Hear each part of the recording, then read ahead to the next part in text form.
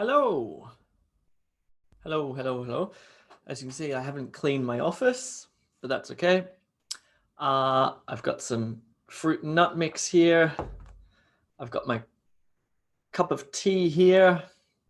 I've got my pen and paper. You'll need this as well because we're going to do a mini mock test together.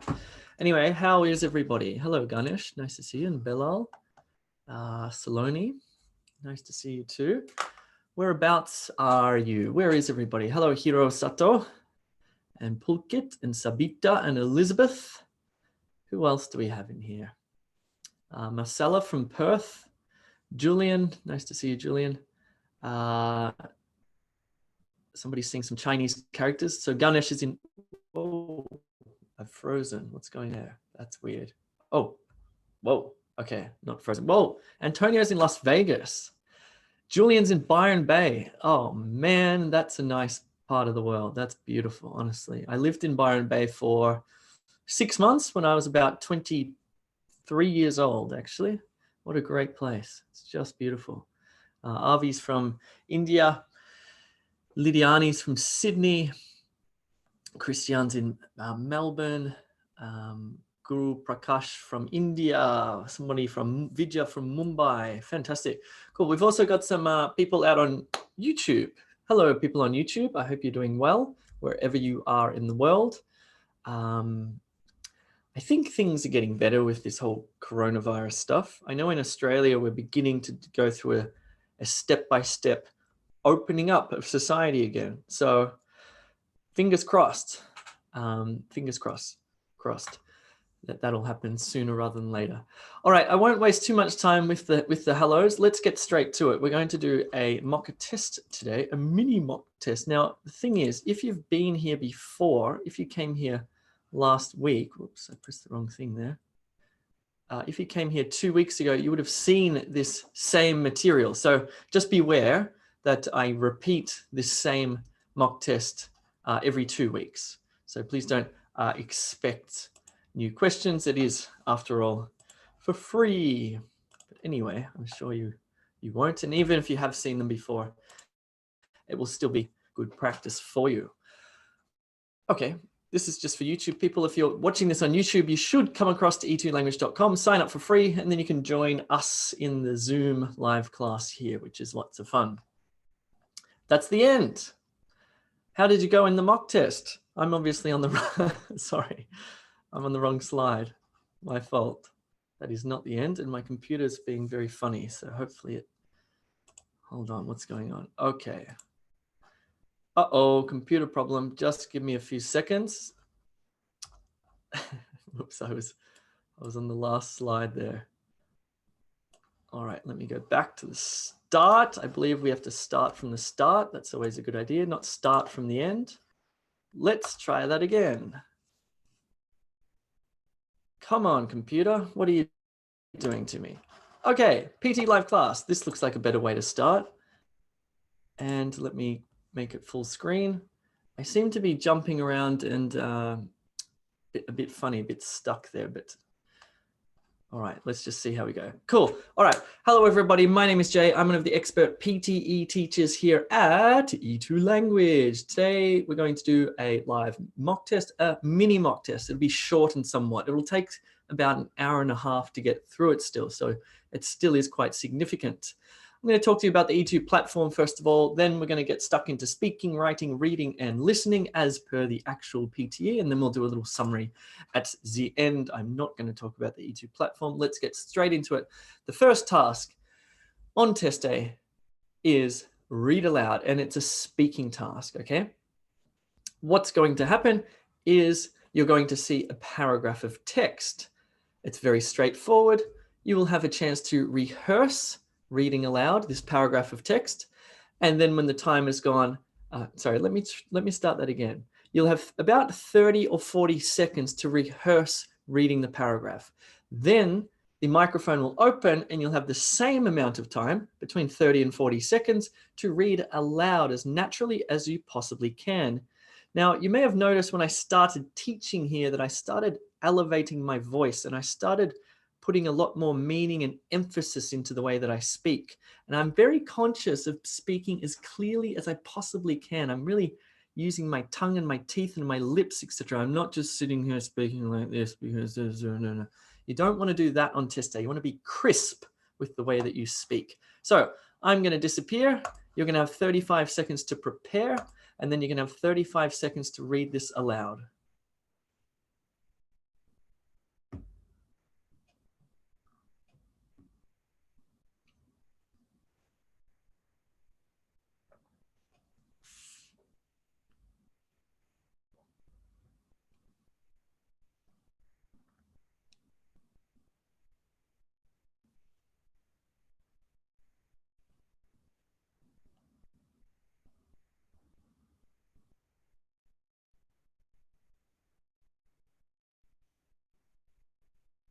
Oakley dokley, please read properly.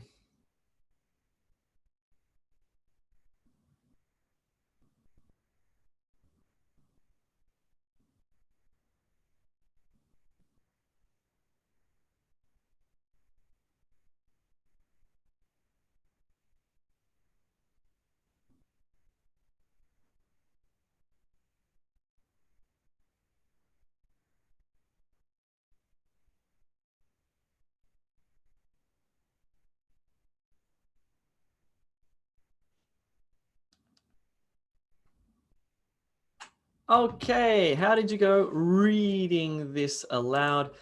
It's really quite a nice way to get started in PT Academic. It's not particularly intimidating, is it? You just have to read the paragraph of text. Of course, as I mentioned, you want to read it with as much meaning, as much emphasis, and as much clarity as you possibly can. Cool. I'm not going to do model answers. If you want model answers, they're all on the website at e2language.com. Let's push on. We've got 19 more question types to go. The next one is speaking repeat sentence. What's going to happen is you're going to hear a single sentence. You need to repeat back word for word and the same delivery that the sentence. Okay, that was a terrible way. Let me try that again. You're going to hear a sentence. You need to listen very carefully to that sentence. Then you need to repeat back the sentence. You need to use the same vocabulary, the same grammar, and you also should try to mimic the same way that the speaker delivered his or her sentence as well. So for example, if she has rising intonation at the end, you should also try to have rising intonation at the end like that. See how you go. I'm going to disappear and your sentence starts in 3, 2, 1. There are a number of reasons why a result is not returned.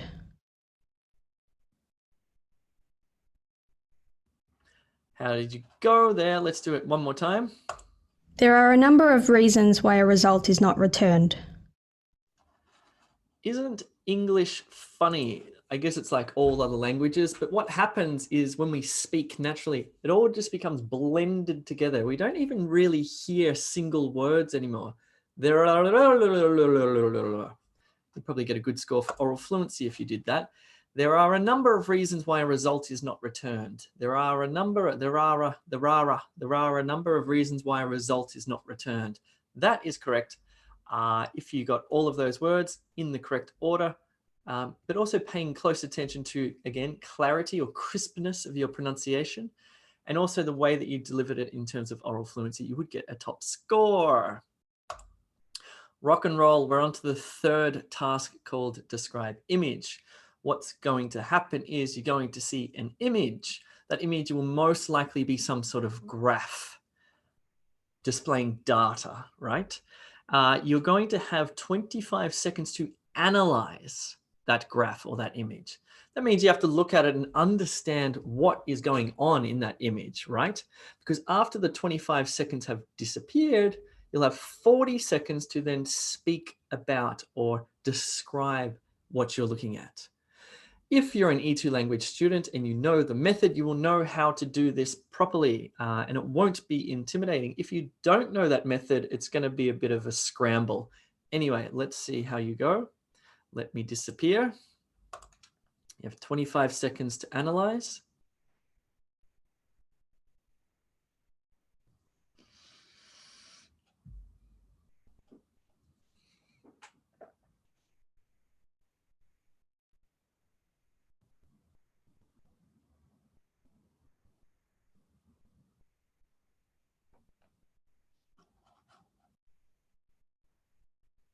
Now have 40 seconds to describe.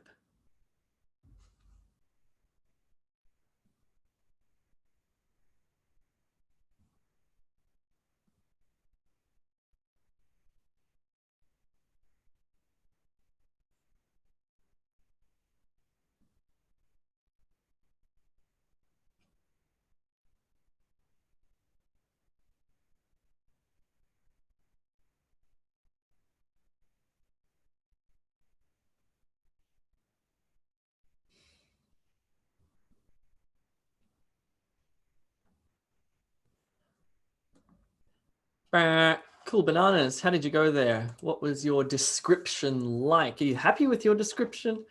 One of the things that you need to be very conscious of when you're doing PT speaking is to try to speak without too much hesitation in your voice, not too many ums and ahs. You're allowed to and ah, that's fine. It's perfectly natural. But what you don't want to do is sort of mumble, or you certainly don't want to stop and pause for too long. You'd be penalized for that. So just keep the flow of speech happening. Restrain yourself from speaking too quickly as well. That's another problem that happens. When you get nervous, like almost everybody, you'll tend to speak a lot more quickly. Blah, blah, blah, blah. Try not to do that. Try and restrain yourself and speak with good fluency. Probably not like I'm doing right now. Right, that was fun. Let's do the next one. This is called retell lecture. One thing I want you to keep in mind while doing this mock test and while preparing for PT Academic is that the tasks have integrated scoring. What that means is a task like this one, retell lecture, contributes points to not just your speaking score, but also your listening score as well. Okay, so it divides the points into two and gives you points for both of those skills. The read aloud task that we did at the beginning contributes points to speaking and reading, for example. So there are a number of tasks throughout PT Academic that have this integrated scoring system. So keep that in mind. What else do you have to keep in mind? Keep in mind that what we're doing is just doing one activity from each task. On test day, you will get a number for each task. For example, for read aloud, I think you get about 4 or 5 passages or paragraphs. Then it will move to repeat sentence where you get 10 or 12. Then it will move to describe image again like that. So bear that in mind as well. Okay, speaking retell lecture. This is the first task where you need pen and paper, okay? So you're going to have to take notes. If you don't take notes, you will not be able to do this task very well at all, okay? This one really requires you to take notes, because what's going to happen is you're going to hear a part of a lecture, an excerpt, an extract of a lecture. And while you're listening to that part of the lecture, you're going to take down as many notes as you possibly can. You're going to listen very intently, but you're going to note down a lot of key words and key phrases. Because when that lecture finishes, you're going to have 10 seconds to take a deep breath. That's about how long 10 seconds goes for. And I can tell you on test day that 10 seconds goes like that. Then you'll retell what you just heard in your own words using your notes in about 30 to 35 seconds. You actually get 40 seconds, but you don't need to speak for 40 seconds to speak for more than 30 seconds. That sounds like fun. Let's do this. I'm going to disappear. Ready to take notes and listen intently? Here we go. Now, we know that the success of driverless cars is dependent upon the science of artificial intelligence and visual recognition. But what we also know is that visual recognition by machines has some way to go. There are sophisticated considerations which we as humans employ without a second thought, such as separating an object from its background, knowing when an object ends, or recognizing an object partially obscured. In terms of autonomous vehicles, this begs the question, what happens when a driverless car approaches a stop sign that has been sprayed with graffiti? Does the car stop? Now, Philip, you have similar doubts about robots, especially regarding how they can perceive objects. Well, these systems have gotten quite a bit better at recognizing objects, And in certain standardized tests, they can classify images about as well as humans do. But when it comes to shape, there are major deficits. To give a simple example, imagine you have a glass horse ornament on your desk. As humans, we know it's a horse from the shape. A computer, however, will say it's a hook or a corkscrew. It doesn't recognize horse just from the shape. And this clearly has profound implications when it comes to driverless vehicles. Indeed. Now we know. Sorry, you have 10 seconds to prepare to retell the lecture. My apologies. Let me get the timer right. Come on, Jay. Here we go. 10 seconds to prepare.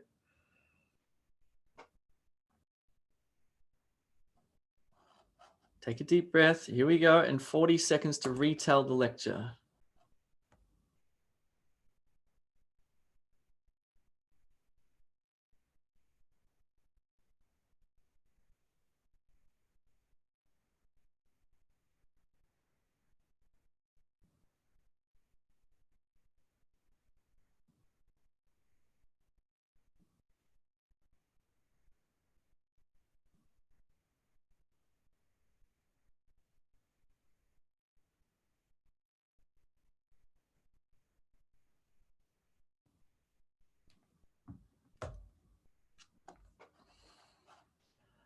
Oakley dokley. How did you go with that one? It's complicated, right? It's actually complicated for me to try and get all the timers right, but more complicated for you. You know, it's got those components of, it really does have those two components of listening, because if you're not listening carefully, I mean, you're not going to be able to retell it properly. So that listening aspect is critical. Then there's the retelling of it. And again, what you want to do is deliver your speech as smoothly as you possibly can. Again, try to restrain yourself if you're going blah, blah, blah, blah, blah. Try not to speak too quickly. Try to speak as clearly, as crisply as you possibly can. And also, I think what is so critical to speaking is speaking with meaning, okay? Actually mean what you say when you say it, and naturally, all of the elements of pronunciation, oral fluency will come together when you do that. It's a good practice in life to do anyway. Try to be meaningful. Meaning's lovely. All right, so I'm going to skip this. I'm going to skip that. Don't worry about that. What I'm going to talk about is this. If you require feedback on your speaking or writing because you don't know what you're doing wrong, perhaps you've gone and taken PT Academic and you've gotten a poor result and all you see are numbers, right? You see the numbers and you see the enabling skills, but it's not that helpful because it doesn't precisely tell you. There's no teacher there saying, hey, you're doing this incorrectly. You need to improve this. You're doing this really well. So that's good. That's what our feedback does. So if you do buy a package on e2language.com, or you can actually just buy single feedbacks, then you will receive that, that information that will help you to improve. By the way, we've got this little special code happening at the moment. If you want to buy our bronze, silver, or gold package, you can use this code here, get started, one word, capital letters, and you'll get $10 off.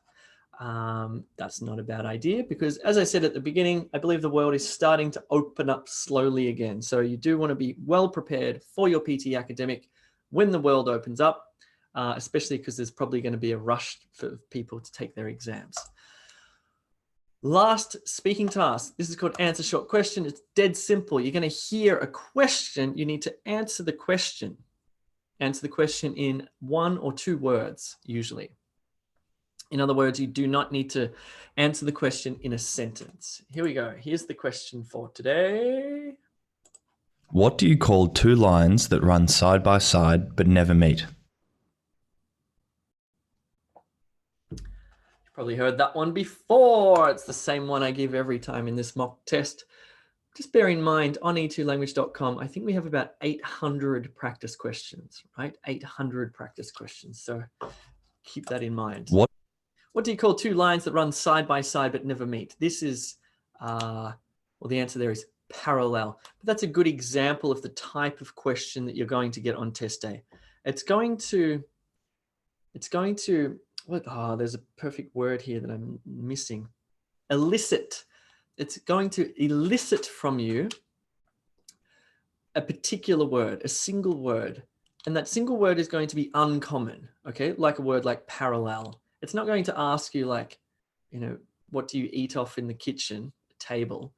That's a common noun. It's going to ask you for some sort of abstract, less common noun, such as, oh, this is an adjective actually, like this, okay? This is a good example of a type of word you'll get. Oh, by the way, I should mention, when I did the PTE academic, one of the answer short questions I got was a very interesting one. It was something along the lines of, it said, which of these words refer to the past? And then it said something like, I went to the shop. And then you had to think, oh, which of these words, I went to the shop, which of these words refer to the past? And it's actually eliciting knowledge about the verb tense, went. Anyway, that was a really sort of like, whoa, that was a weird one. Cool. Guys and gals, we've finished the speaking section, which is pretty awesome. We're now into the writing section, and we're into the first writing task. It's called Summarize Written Text. Let me show you what it looks like. This is what it looks like. Let me disappear while I explain it to you. So you can see, obviously, here you can see a bunch of text, up to 300 words, so quite long. You get a timer, 10 minutes. This one has integrated scoring for reading and writing, because obviously you're going to have to read this text and you're going to have to comprehend it and understand it as much as possible before you then turn it into a single sentence summary. One sentence. You need to summarize all of that writing into one sentence. Okay. The sentence you write should be what's technically known as a complex sentence. That is, it's not going to be just a simple sentence like subject, verb, object. You're going to have different parts or clauses. So it's going to be quite a complex sentence. Still needs to be a single sentence and technically a correct sentence. But really what you're doing with this single sentence is, think about it this way. You're capturing the main idea of that text, the main idea. You want to get that main idea. And then you want to get any important details to attach to that main idea in your sentence. That's what you should be aiming to do. Anyway, I'm going to disappear. I'm going to give you 5 minutes, not 10 minutes, because this is a mini mock test. I'm going to give you 5 minutes to read, then write your single sentence. Your single sentence should be around 30 to 35 words. That's ample. Here we go. We have 5 minutes. Starting now. You're going to see a yellow thing appear here.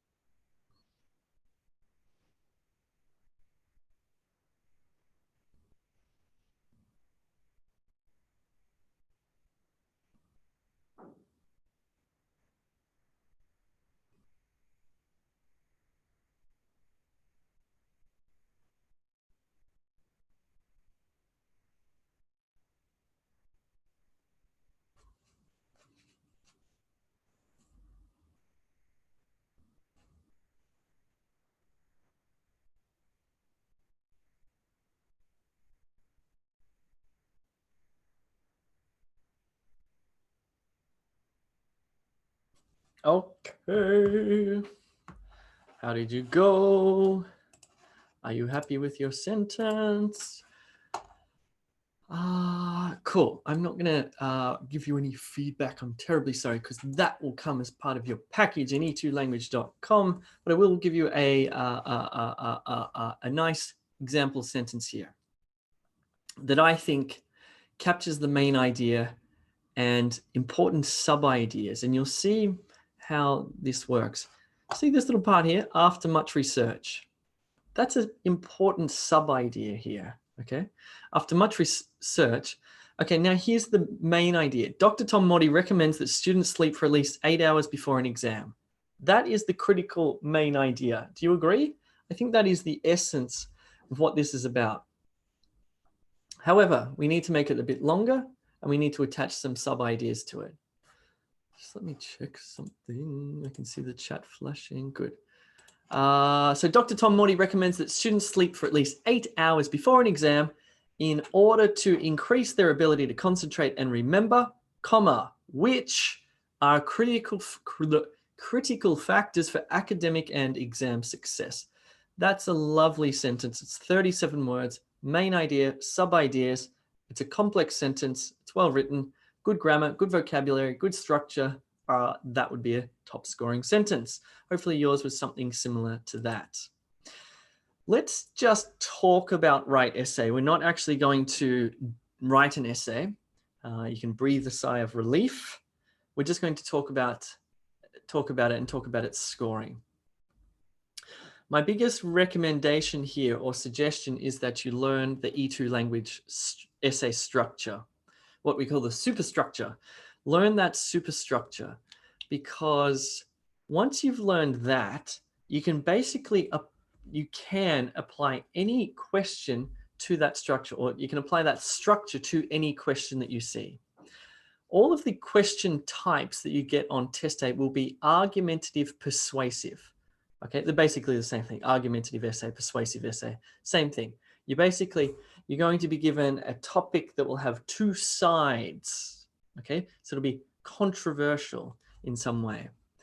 And you're going to choose a side and you're going to argue for one of those sides.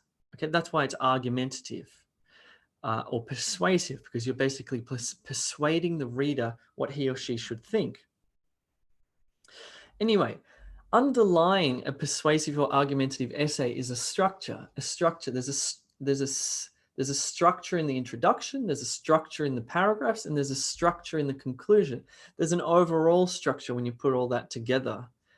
It's clever and it makes for just a great essay. And I think once you understand that structure, first of all, I think why it's so critical to understand that structure is because it'll make it far more efficient, far faster for you to actually write the essay, because you immediately know how to structure up the introduction, the body paragraphs, and the conclusion. And because you'll be saving time, not thinking like, oh God, when was the last time I wrote an essay? That was in year 10 at school, blah, blah, blah. You'll have more time to then focus on, grammatical structures, vocabulary range, things like that. Anyway, this is what it looks like on test day. This is what the PT academic task looks like. Here's some sort of controversial statement, and then you have to basically asking you to pick a side. Which one do you think is right? So this one says, for example, preparing for an English exam online is more effective than preparing in a traditional school. Okay, so think about that term effective is critical there. So preparing for an English exam online is more effective than preparing in a traditional school. You can see the two sides of the argument. You're either going to argue that traditional face-to-face schools are better or more effective, or you're going to argue that preparing online is better or more effective. Okay, and what I suggest you do immediately is choose a side. It doesn't matter which side you choose, just choose the easiest side that you're going to argue for. And basically, your preparation time will work like this. You're going to ask yourself 3 questions. First question, which side am I on? I'm going to be on, just to be controversial myself, I'm going to argue that studying in a school is more effective. Ha ha ha. I don't believe that for a second, but let's say I do. So that's the first question. So I've chosen the schools. Now I need to think of 2 arguments why preparing in a school is more effective than preparing online. Okay.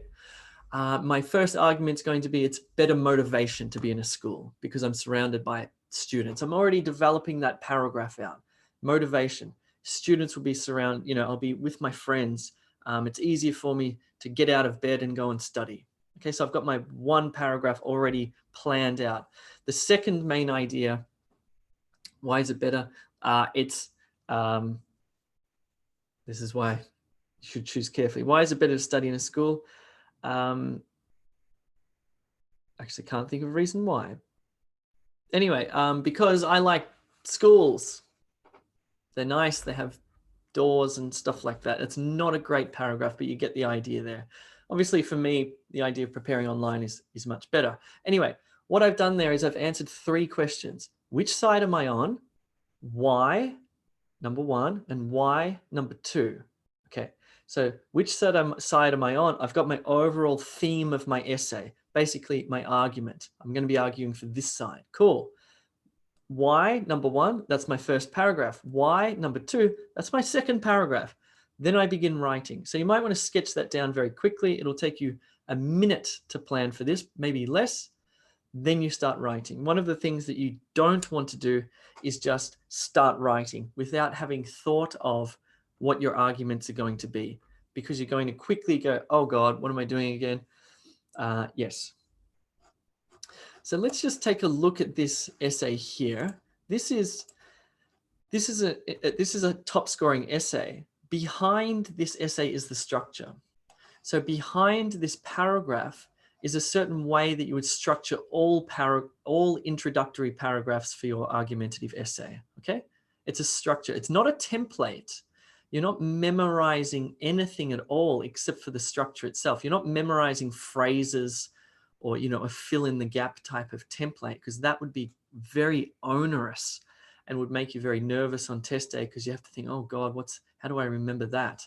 There's a structure here behind this, like a skeleton. And once you've written a couple of essays using the structure, you'll memorize it.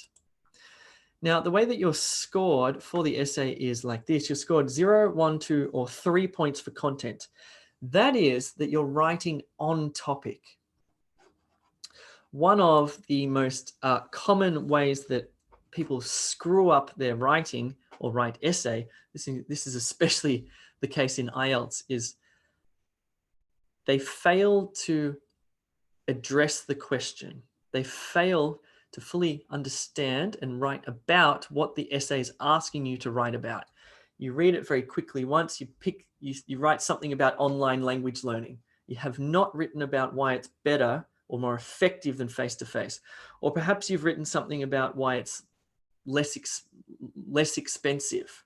Does that mean it's more effective? No, you're off topic. So please, one of the things you need to do very carefully, not just at the beginning, but throughout, is keep looking back. Look back at that essay prompt and make sure that you're on topic. If you're entirely off topic in PT Academic, that is, if you've memorized some sort of response, or you've just memorized some essay that you're going to type out, the computer will know and you'll get 0 for everything here. So just be careful about that.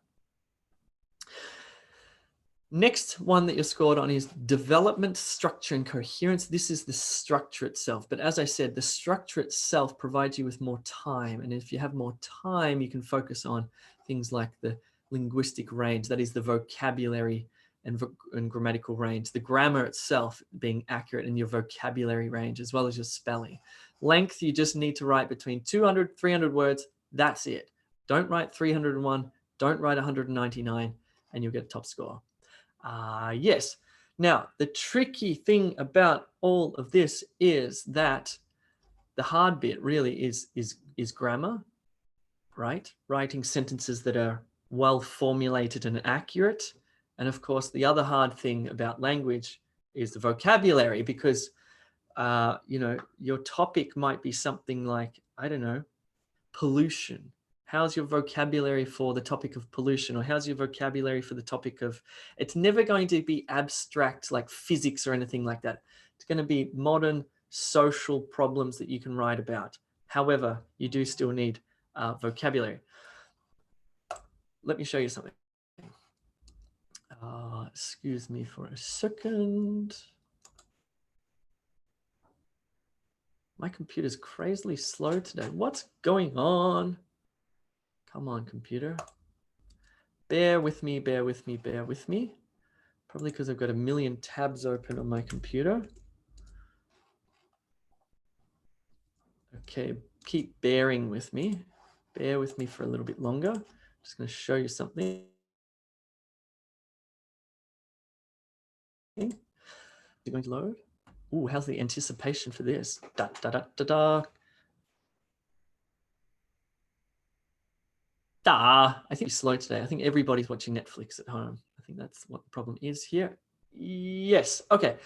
This website is 100% free and we made it. So the creators of e2language.com created this website called e2school.com. And the purpose of this website is to help you with your fundamental skills, not just test prep. Test prep's one thing. If you're lacking vocabulary or grammar or pronunciation, then you need to go to this website here because it has all these courses such as what's relevant for you. It has a pronunciation course, has a grammar course, and most relevant for you, it has this level 4 test ready course.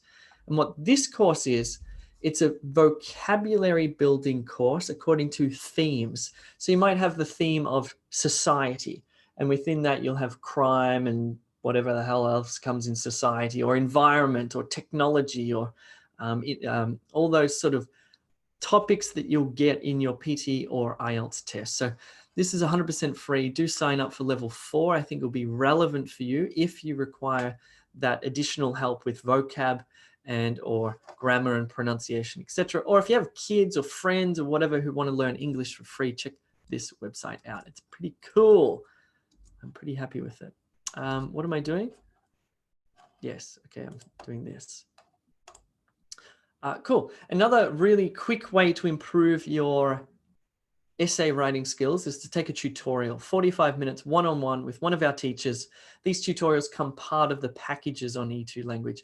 You can, of course, choose other skills like speaking or reading, for example, as well. These are great. Okay, let's talk about the reading section because we've finished speaking, we've finished writing, we're now up to reading. And the first task of the reading section is called reading and writing fill in the blanks, and it looks like this, except there will be drop-down lists on test day. They'll be testing you on 2 things. The most common type of question that you'll get is about meaning, semantics. Which word out of these words, elucidate, indicate, quantify, or hinted, is the most precise in this paragraph, in this context? So about meaning. The second type of question is about grammar.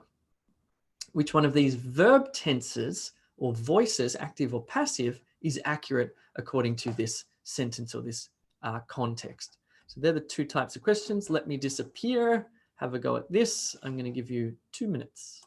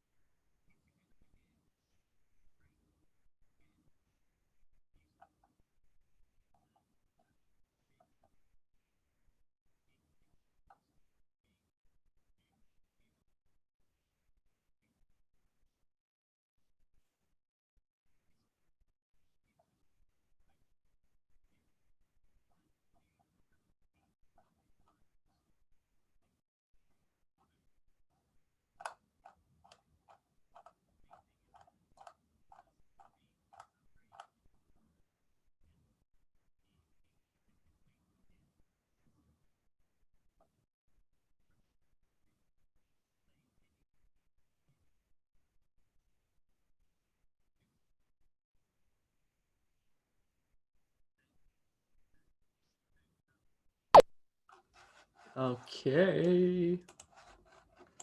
Let's go through the answers here.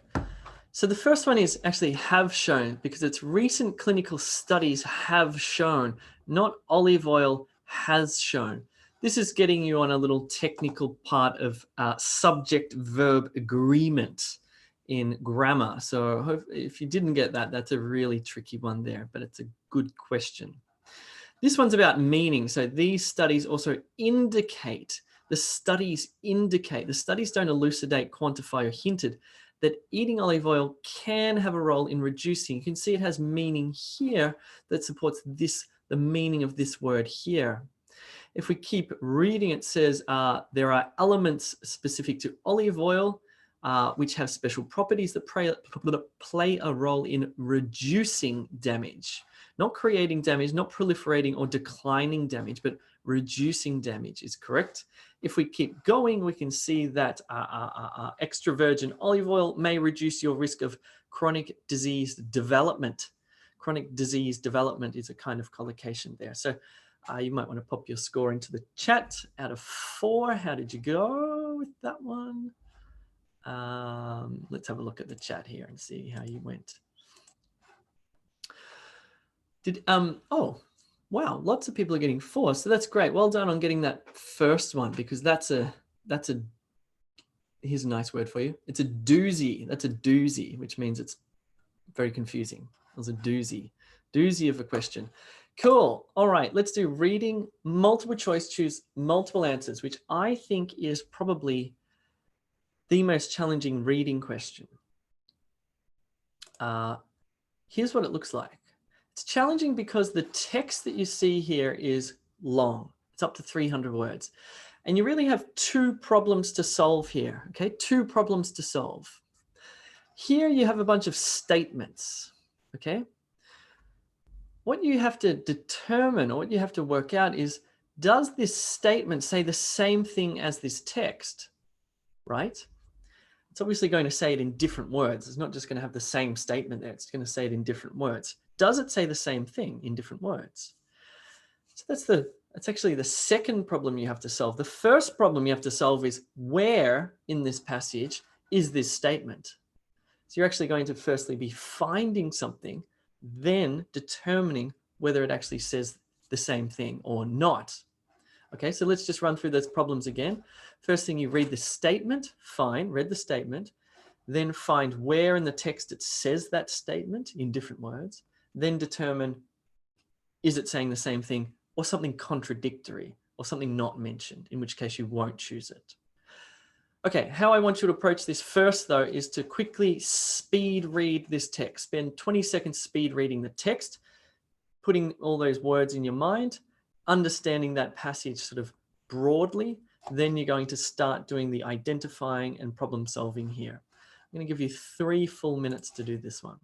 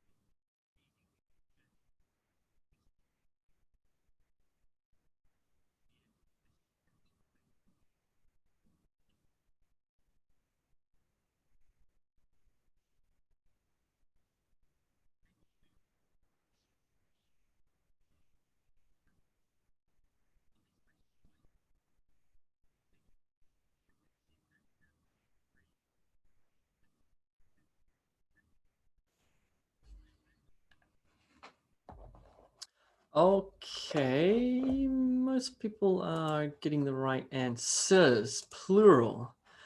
Just a little point for your interest with these multiple choice, multiple answers, including reading and listening. They have negative marking. That is, if you get one wrong, you'll lose a point. Okay, so you get a point if you get it right, but if you get one wrong, you lose a point. You can, if you want, just select one answer option. Okay, let's go through it. So I've solved here the first problem for you. The first problem, as I mentioned, was actually identifying where in that passage this statement is. So I've done that for you. Now we move to the second problem, which is, does this statement say the same thing as that text there? So the statement says, people who repair computers are in a unique position to make more sales.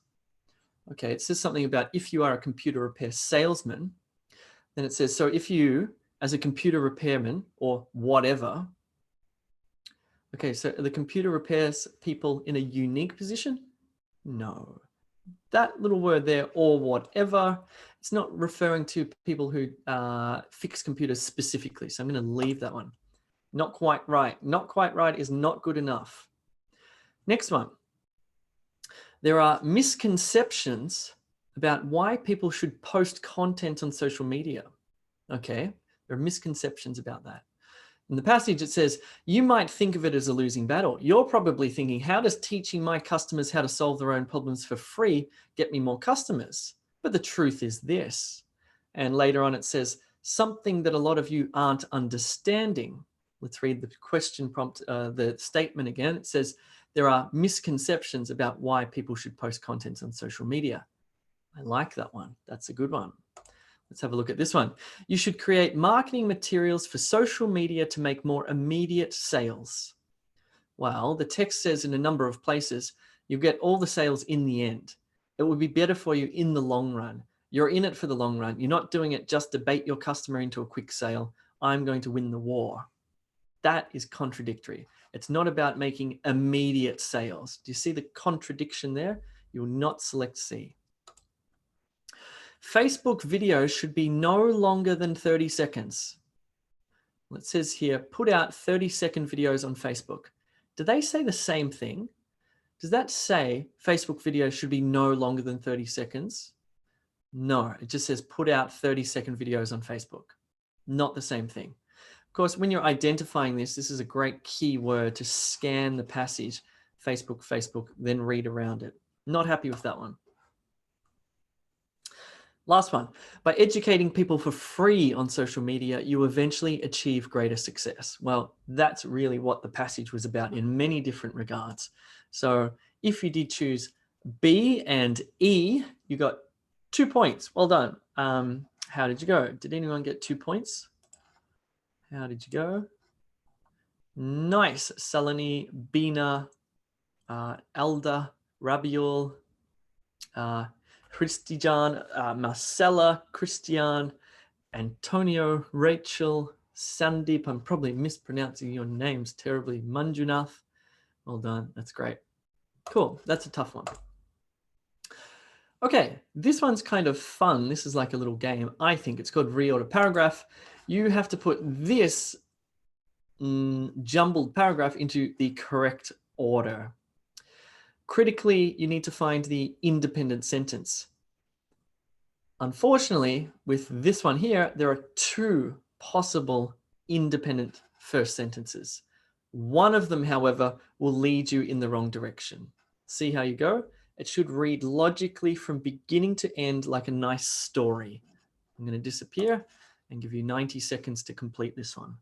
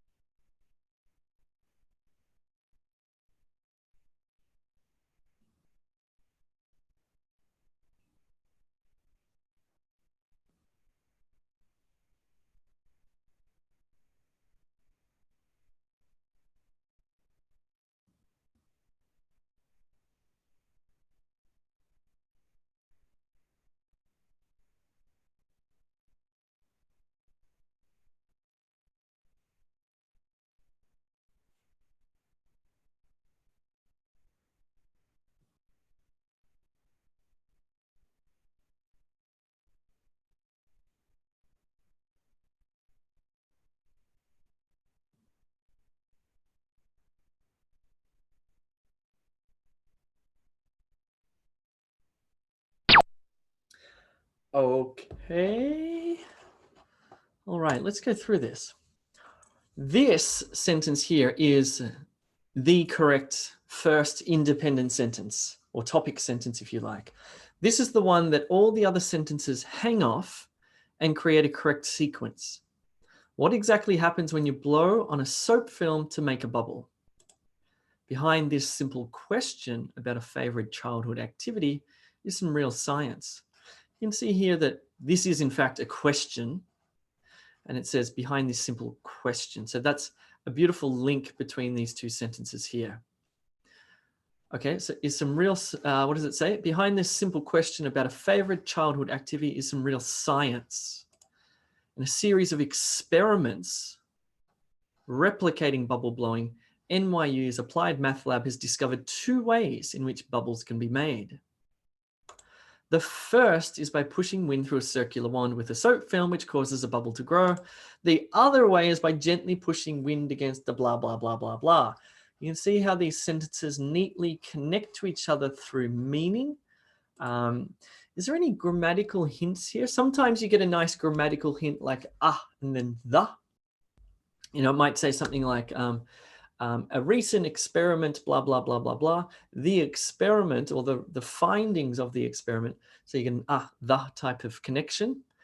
You might get a noun followed by an it, like the tree, blah, blah, blah, blah, blah. It, that's always nice. Noun, pronoun reference. But sometimes, and really the way that you solve this is by reading and understanding the meaning and connecting the meaning between the sentences so it flows. Anyway, how did you go? Who got, let's just say, it's actually 4 out of 4, correct. Who got 4 points? It's 4 points maximum because you get a point for every correctly connected sentence. Who got 4? Nice work, everybody. That's good. Nice, excellent. Cool. Good stuff.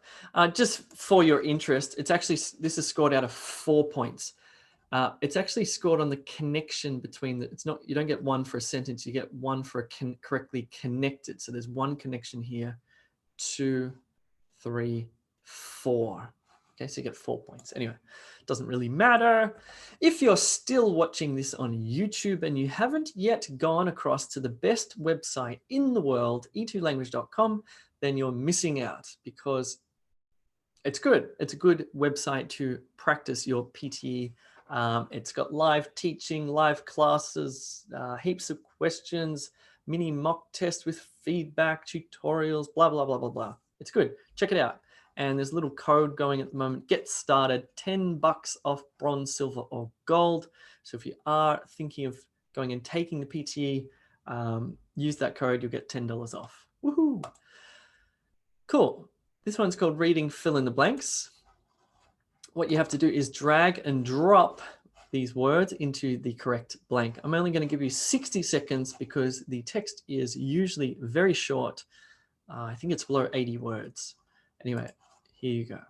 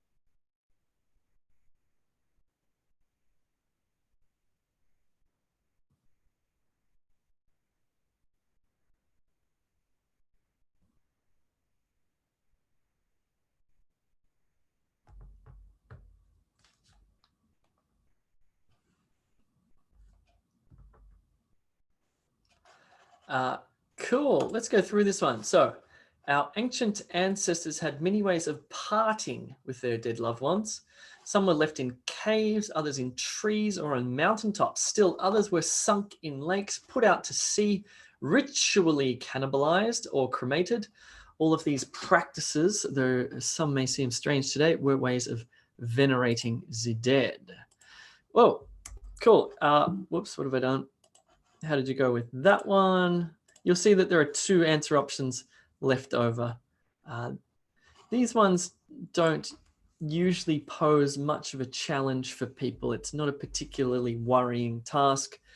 What's critical about this task, though, is that it is really testing your ability to make natural sounding phrases, or what's technically known in linguistics as collocations.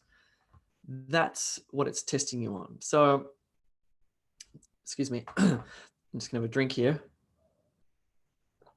So the more natural sounding your English is, natural in terms of vocabulary, the better you'll do at this task. And that level 4 course that I showed you before on e2school.com builds your collocations according to themes. So again, that's such a critical course to take alongside your E2 language test prep course, if you need that level of help. Cool, okay. I think this is the last reading question. Reading, multiple choice, choose single answer. I'm just going to wish you luck with this question. And if you get it right, you should celebrate and buy yourself something lovely. This is a tricky one. Good luck. And what I suggest for this one is really read this. You have enough time to read this and understand it fully, then go to the answer options and start eliminating.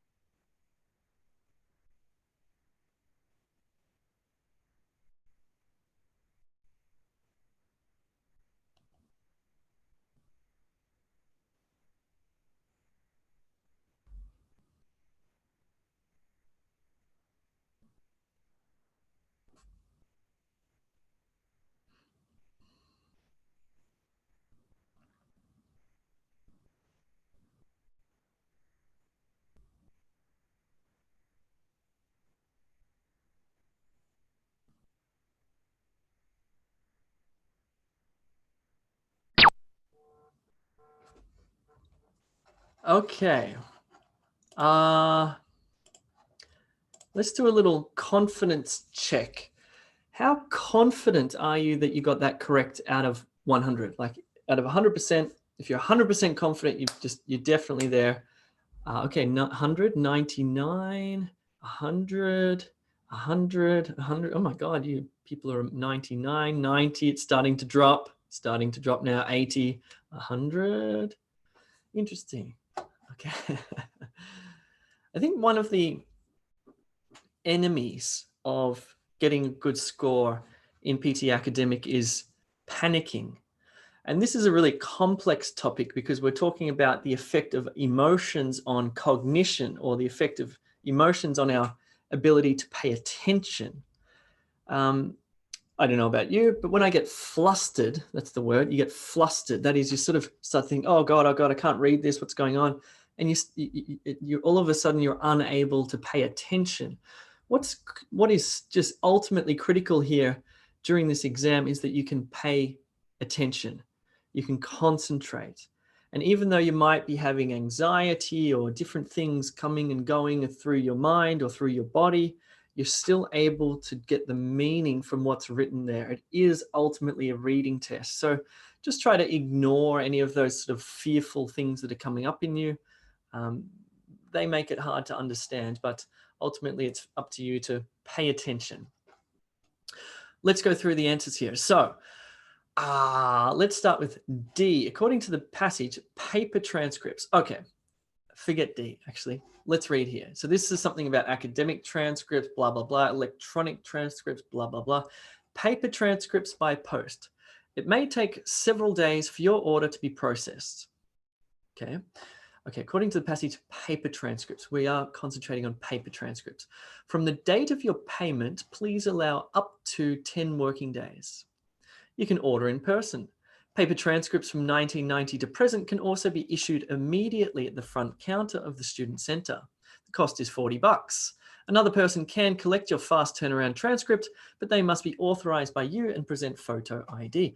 Fine, let's go through and eliminate incorrect answer options. We'll start from D.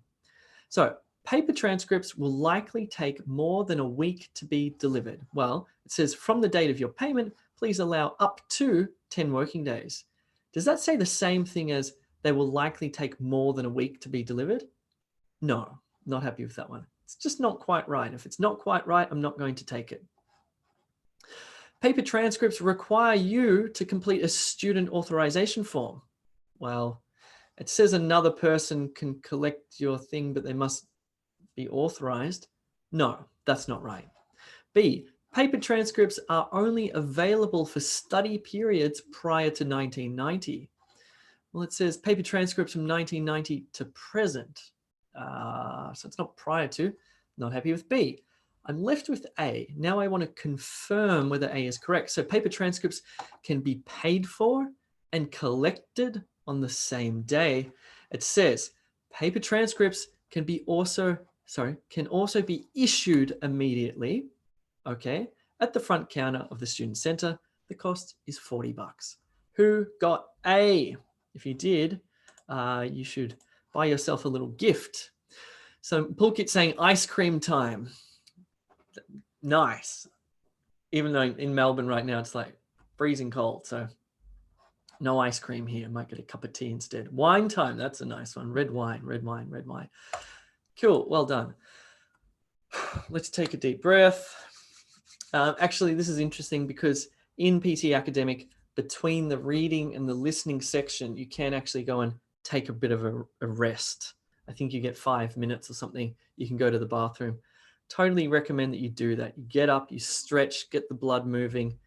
I think you're allowed also to have a snack at this stage. So one of my favorite things to eat, dried figs full of glucose. You probably don't want to eat them too often, but certainly good to get that blood glucose up again so you can concentrate. And again, paying attention is the critical factor here. So you go for a walk, come back. All right, we're ready for the listening section because this one, I can tell you, is all about concentration. By this stage, you're fatigued and you're listening, which is hard because it's one of those phenomena that sort of, if you're not paying attention again, it flutters in and out. Anyway, this first task is called Summarize Spoken Text. It contributes points to both listening and writing scores. Before you do that, let's talk about the mini mock test on e2language.com. If you have never taken the PTE before and you're not sure what your score might be, you should take this mini mock test. I think it's $49, or you can buy the Express Plus package where you get the entire course plus the mini mock test for $59 US, that is. Why this is good is because it gives you a full test simulation or full test experience. The questions are at the same level of difficulty as the real PTE test. It will provide you with lots of comprehensive feedback on all of your speaking and all of your writing submissions, as well as giving you feedback on reading and listening.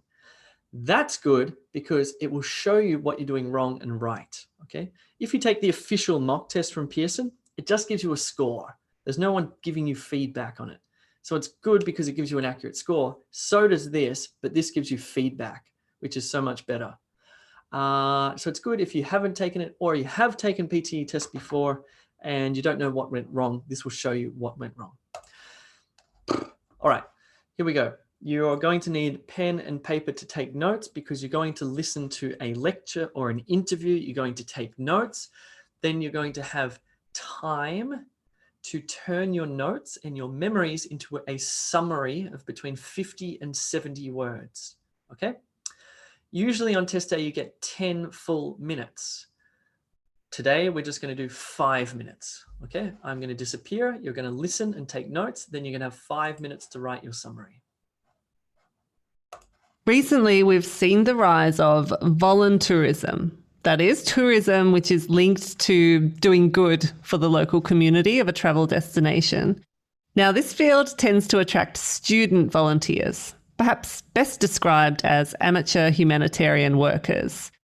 They join in projects like building, painting, teaching, or sometimes they just make friends with children perceived to be in need.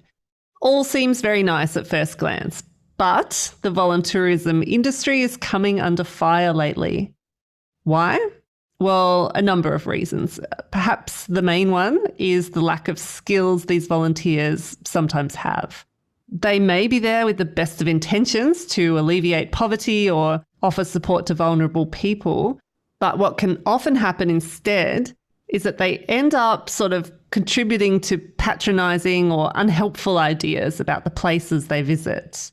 And when children are involved, the inevitable departure of the volunteerist can have a devastating emotional impact.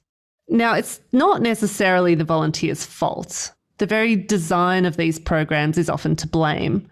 But it begs the question, is there a place for voluntourism? Well, I believe yes, but long-term commitment is key. Doctors, engineers, computer scientists, and particular types of educators have important skills and could make more enduring contributions.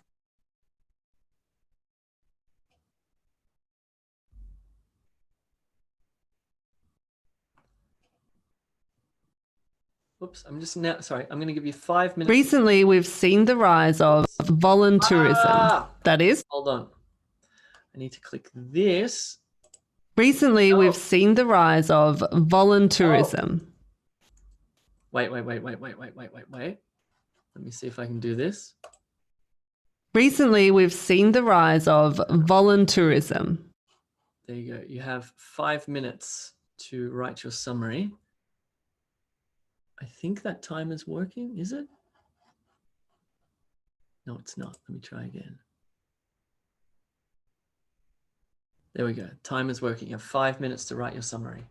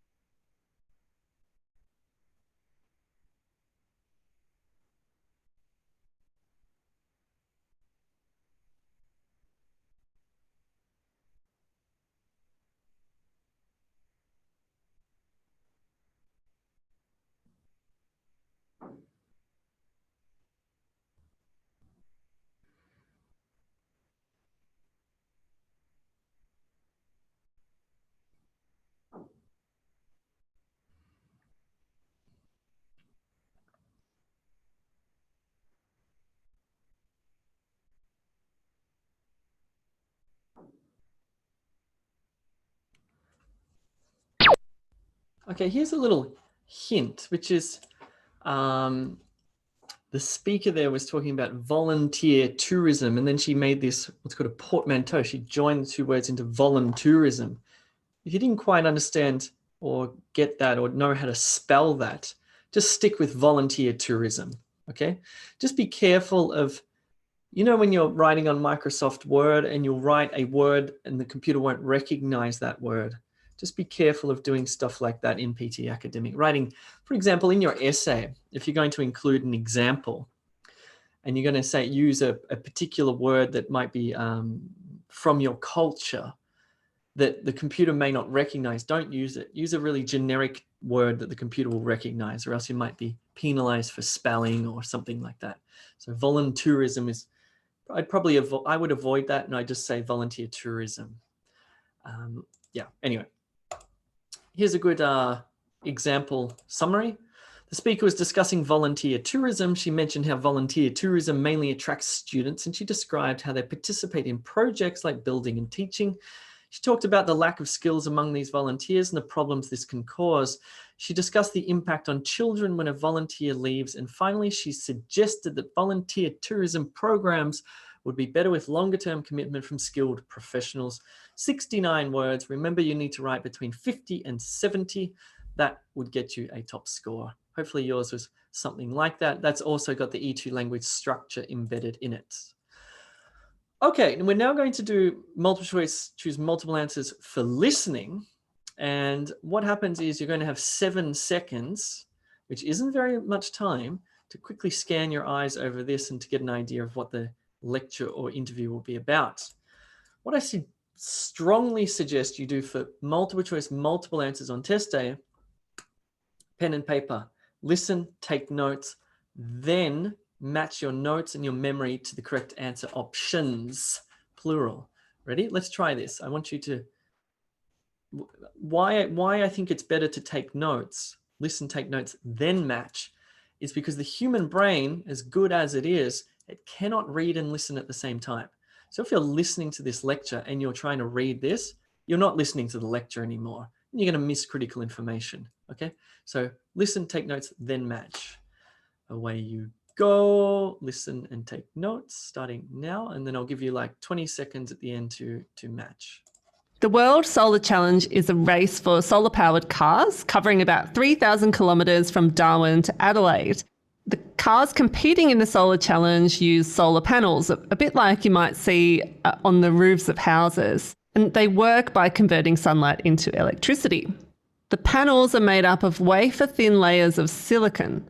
When sunlight hits a panel, electrons in the silicon move to create an electric current. On a typical solar-powered car, the solar panel can generate about 1,320 watts. That's about the amount of electricity some hairdryers use. So to be able to drive at normal speed on a highway, the cars have to be as small and as light as possible. And then there's the weather. When it's overcast, the cars are reliant on batteries which last less than 4 hours. Installing more batteries would make the car too heavy. All of this science comes at a price too. The cars in the World Solar Challenge cost a lot to build. $150,000 at the cheap end, rising up to a staggering $2 million for the most expensive. But even though we aren't likely to see these solar cars being sold at dealerships, these teams aren't wasting their time and effort. Some of their innovations have already made a difference. For example, special tyres, which were designed to enhance fuel efficiency in solar car racing, are now stocked in shops. While it looks like a lot of fun, there is some serious science, and that's worth celebrating.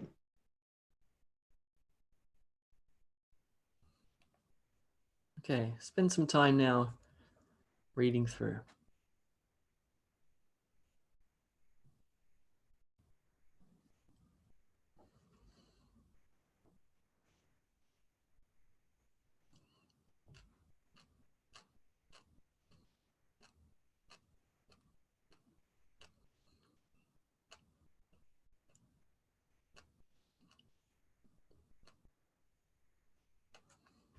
Okay, that should be enough time because really you're just saying yes, no, yes, no, yes, no. like that. The World Solar Okay, sorry, let's go back. Okay, the correct answers are, they can be surprisingly expensive, so B and E. Who got B and E? Nice, good. Remember, you can just choose one if you want. Okay, so B and E, good. Nice work. All right, let's push on. This one's very straightforward. There are gaps in the text. You just need to find out what the missing words are. So please scribble this down on a piece of paper. On test day, you can type it in and press tab and move from gap to gap. Okay, make sure the spelling's right, the grammar's right, and the meaning is correct. Here you go. Many of our native animal species are either threatened or endangered. This is mostly due to human activities such as logging, oil and gas drilling, overgrazing, and urban development, all of which result in habitat destruction and eventually the collapse of local ecosystems. Scientists tell us the best way to protect endangered species is to protect the places where they live. Wildlife must have places to find food, to shelter, and to raise their young. By protecting habitats, entire communities of animals and plants can be maintained. In fact, entire ecosystems can be preserved.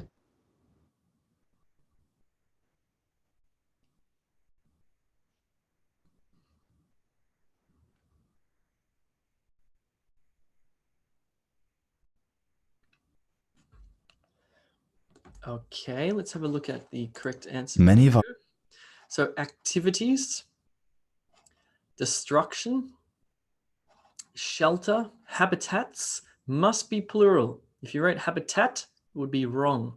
And preserved. How did you go there? 1, 2, 3, 4, 5 out of 5. What did you get? Cool, nice work, Bilal. Saloni, Elda, Sandeep, Mayada. There's quite a few people got full marks. A few people missed 1 or 2. Okay, this one's multiple choice, choose single answer. This one doesn't really require you to take notes. You can listen, and really what you want to be doing here is listening for something. The question prompt is going to ask you to listen for something. Let's read that question prompt. You get 7 seconds to read the question prompt.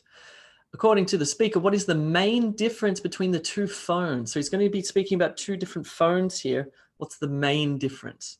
Just relax until you hear it. You'll know it when you hear it. Okay, what's the main difference between the 2 phones? Listen, relax, and you'll know it when you hear it. Here we go. What's the main difference between the 2 phones? The latest iPhone and Samsung Galaxy are just incremental upgrades on their predecessors, though that still makes them some of the best phones available. In features and price, they're certainly 2 of the top flagship phones of this year.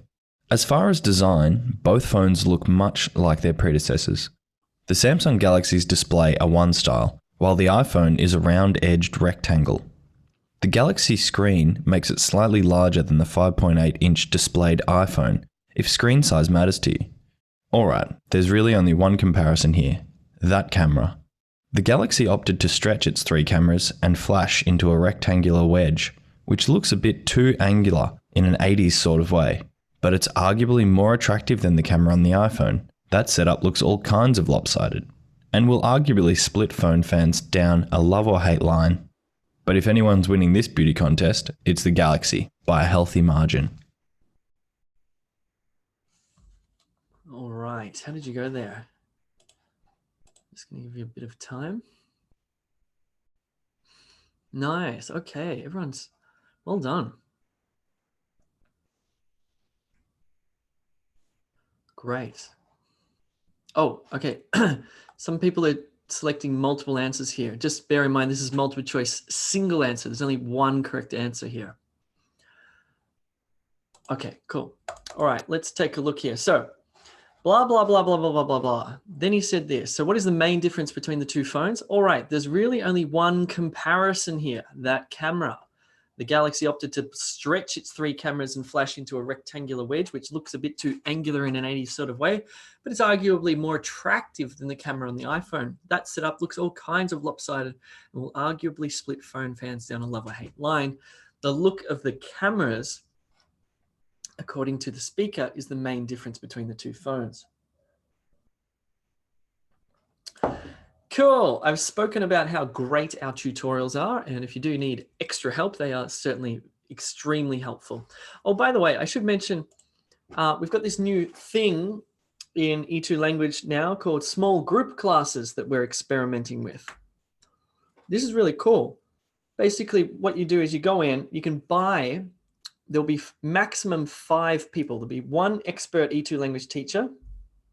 There'll be maximum 5 students. And what you need to do is go in and you purchase a class or purchase a place in a class. It's $12 US. That's cheap. The classes go for 55 minutes or an hour. They focus on a particular topic. So do check that out. If you want to really focus in on writing or speaking, go to e2language.com. On the left-hand side, you'll see group classes. Click that. $12. Bargain. I think that's a bargain. All right. You're going to have to, for this one, you're going to have to listen and take notes as well, because if you look closely at Highlight Correct Summary, you'll see that the answer options are very long. And again, you can't read and listen. So please listen carefully, take notes. Then you're going to match your notes to the best possible summary of what was said. I'm going to disappear and away you go. When we think about the opposite of work, we many times think it's leisure. And we say, I need some leisure time and so forth. But the fact is that leisure is a very busy thing. We go to play golf and tennis and we meet people and we're going for lunch and we're running late for the movies. It's a very crowded thing that we do. The opposite of work is actually idleness. But very few of us know what to do with idleness. When we look at the way that we distribute our lives in general, we begin to realize that in the periods in which we have a lot of money, we have very little time. And then when we finally have time, we have neither money nor health.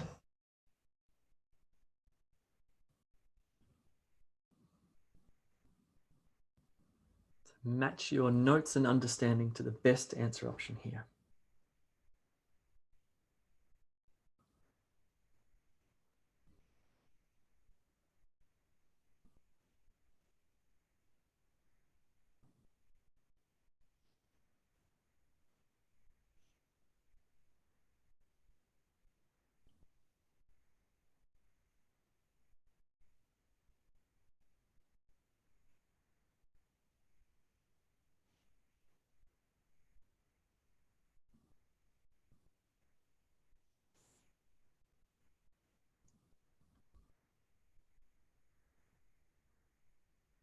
Okay, let's go through and look at the correct answer is D here. So the best summary of what she said is, despite what many of us believe, idleness, not leisure, is the opposite of work. However, today we don't know how to be idle. We are too busy with work or packed leisure schedules. Ironically, we are likely to have enough time when we don't have money or health. I think COVID-19 has sort of turned this around. I think we've all had lots of time to be idle. Have we? No, I've been working harder than ever. Some people have. Good luck to them. Here we go. This one is called Listening Select Missing Word. And what I'm going to do first is just show you this. It's a multiple choice question. There can be 3 or 4 answer options. What's going to happen is you're going to hear a shorter excerpt of a lecture, so about 30 or 40 seconds. And the final word or the final phrase will be replaced by a beep sound. You need to anticipate what the speaker was going to say or how the speaker was going to finish his or her sentence here. Here's an interesting little experiment. If you look at these answer options, choose one that you think is wrong. Which one do you think is wrong from these answer options? A, B, C, or D? Which one do you think is wrong?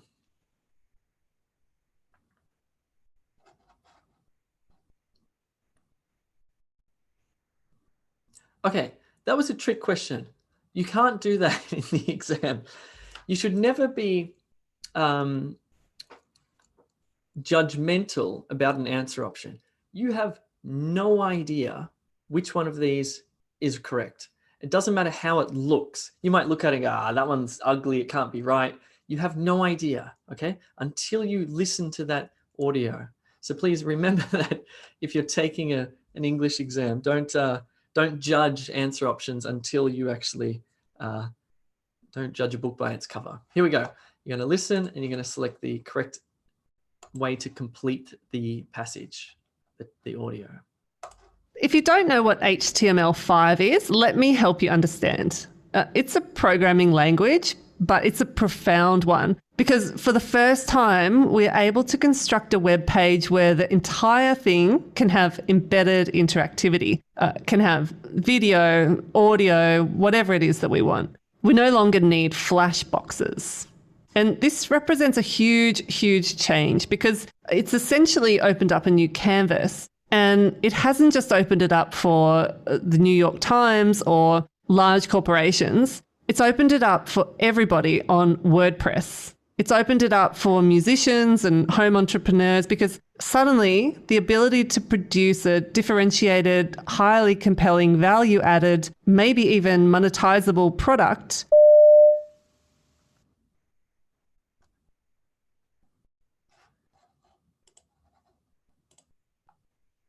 Nice.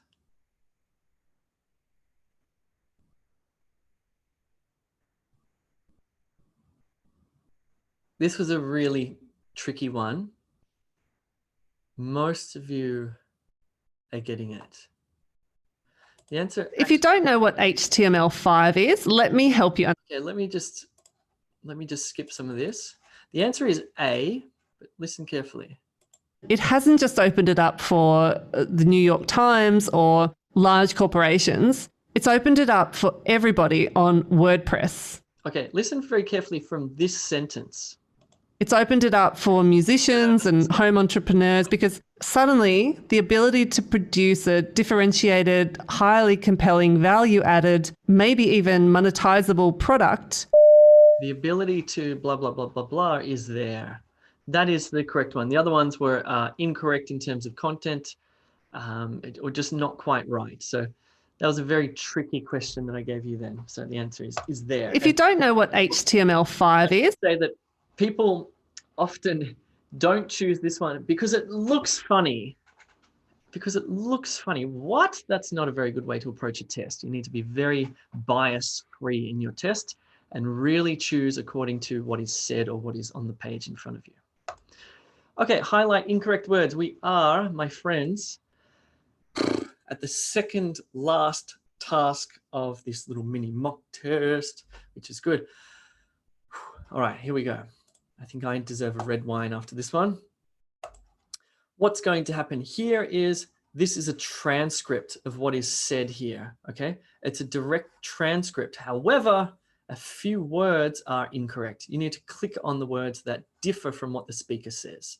Now, of course, on Tester, you'll get your mouse and you'll put it at the first word. And as soon as the audio starts playing, you'll move your mouse and you will click on the word to make it yellow to signal that it's incorrect. Because you can't do that in this one because you're watching on a computer, please just have your finger on a table and tap when you see the incorrect word. Imagine that you're clicking on it. Here we go. The first recorded use of wearable glasses occurred in Italy during the 13th century. The lenses were glass blown and set into wooden or leather frames. They were held in front of the face or perched on the nose. Initially used by monks, the glasses grew in popularity and the technology improved over the next 2 centuries. Artwork remains the best evidence that these glasses existed, as early Renaissance paintings sometimes depict scholars using either handheld frames or perch-style glasses.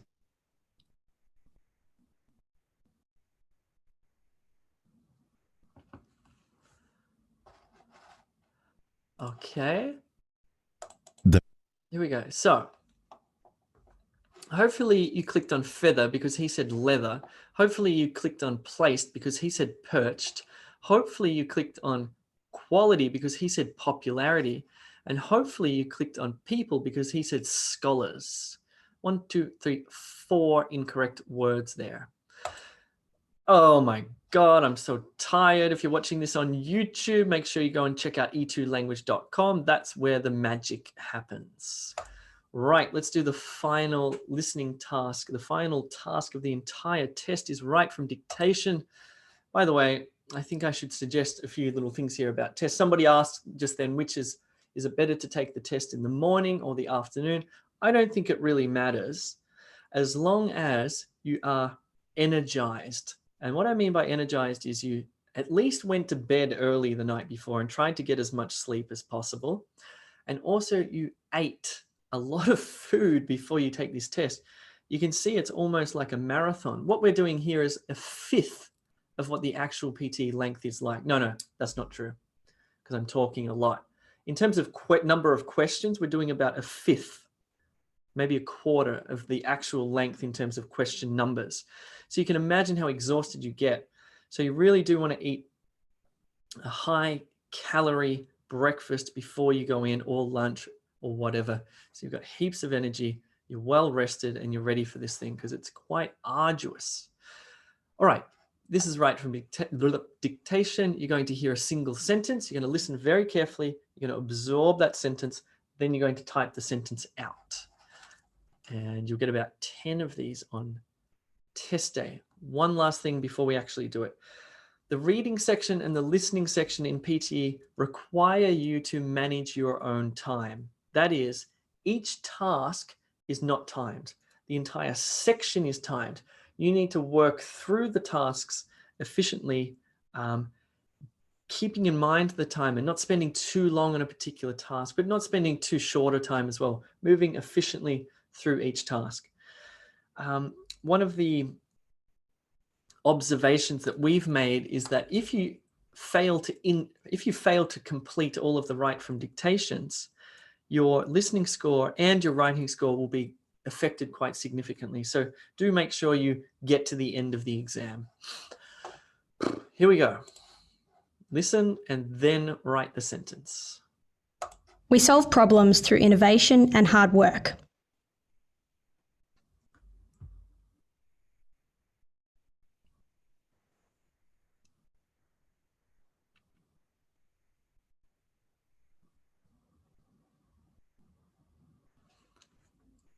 All right, let's listen one more time. We solve problems through innovation and hard work.